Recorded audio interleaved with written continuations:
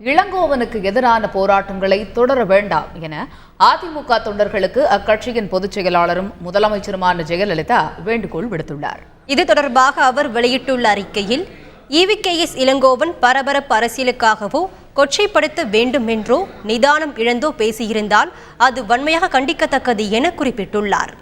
இளங்கோவனின் பேச்சை ஒரு சில அரசியல் கட்சிகள் ஆதரித்தும் சில கட்சிகள் விமர்சனம் செய்யாமலும் இருப்பது அரசியல் ஆதாயம் தேடும் நிலையையே வெளிப்படுத்துவதாக ஜெயலலிதா குற்றம் சாட்டியிருக்கிறார். தமது கருத்துக்கள் தவறாக புரிந்து கொள்ளப்பட்டதாக இளங்கோவன் தெரிவித்துள்ளதன் மூலம் தமது செயல் தவறானது என்பதை அவர் மறைமுகமாக ஒப்புக்கொண்டுள்ளதாக முதலமைச்சர் ஜெயலலிதா தெரிவித்துள்ளார். இளங்கோவன் மன்னிப்பு கேட்க வலியுறுத்தி அதிமுக, பாரதிய ஜனதா கட்சி தொண்டர்களும் பொதுமக்களும் போராட்டம் நடத்தியதை சுட்டிக்காட்டியுள்ள ஜெயலலிதா, இளங்கோவனுக்கு எதிரான போராட்டங்களை இனியும் தொடர வேண்டாம் என வேண்டுகோள் விடுத்துள்ளார்.